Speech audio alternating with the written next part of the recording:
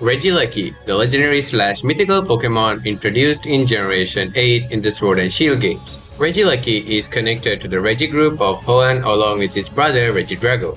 Regieleki is a pure electric type, and while electric type moves are spammable in the game, there is one major problem. Ground types are immune to electric type moves. This meant that most of the time electric type Pokemon needed a secondary coverage move specifically to deal with ground types. Now let's examine Regieleki's stats. Regieleki has one of the weakest defenses in the game, but it has a solid base 100 attack and special attack, and an impressive base 200 speed. Quote unquote, Regieleki is the fastest Pokemon in the entire franchise, and no other Pokemon can compare it to its speed. Even if one uses Choice Scarf, it would not matter since Regieleki would still outspeed most Scarfers. Combining this speed with its solid offensive power, Regieleki is one of the best offensive Pokemon. It also has a great ability, Transistor, which boosts its electric type moves by 50%, but as the ability states, only electric type moves. Regieleki doesn't learn any coverage moves, the best being Ancient Power and Explosion, and those aren't great. Game Freak surely did this for game balancing reasons.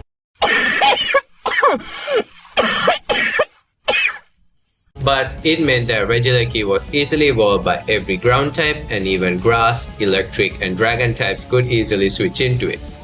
In Generation 8, almost all teams carried a ground type to simply check Regieleki. Due to this, a Pokemon with a base 200 speed was in the UU tier, which is below the standard competitive play. Nevertheless, Regieleki was still one of the best and scariest mons to deal with in Generation 8. Moving on to the new generation, Generation 9, and Regieleki will be returning soon.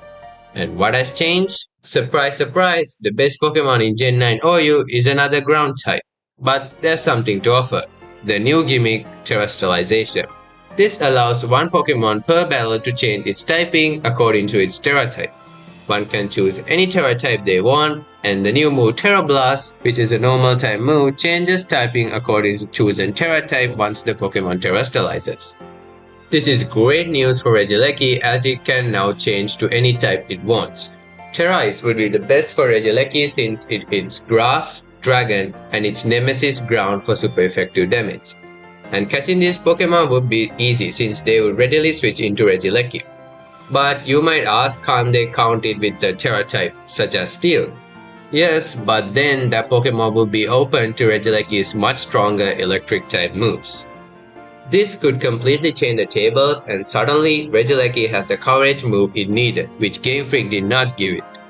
Regieleki is also a great mon under electric terrain, and the new additions of future Paradox Pokemon like Iron Moth, Iron Valiant, and Iron Leaves, which benefit from terrain due to their ability Quark Drive, make great partners for Regieleki. Not relying on the much weaker Iron Hands and Iron Toes as electric Pokemon under terrain is great. However, these advantages did come at a cost. One notable setback is the absence of its favorite terrain setting partner, Tapu Koko. Tapu Koko could easily set up the terrain and switch out, but now Regieleki has to rely on the useless Pinkerching for terrain support. Additionally, in Gen 9, Regieleki lost one of its most useful moves, Rising Voltage. Despite its base power of only 70, this move's power would double under electric terrain, giving it a substantial 140 stab move that gets boosted by the terrain, boosted by the ability, and even by the health item. Obviously, this is a significant blow to Regieleki's capabilities, but it compensates by finally obtaining the coverage moves and a chance to take revenge on its previous counter. Yes, I'm talking to you. If you enjoyed this video, please give it a thumbs up and consider subscribing to the channel, and also highly recommend checking this video out where I dive into the history of Ice-type Pokemon. See you in the next one.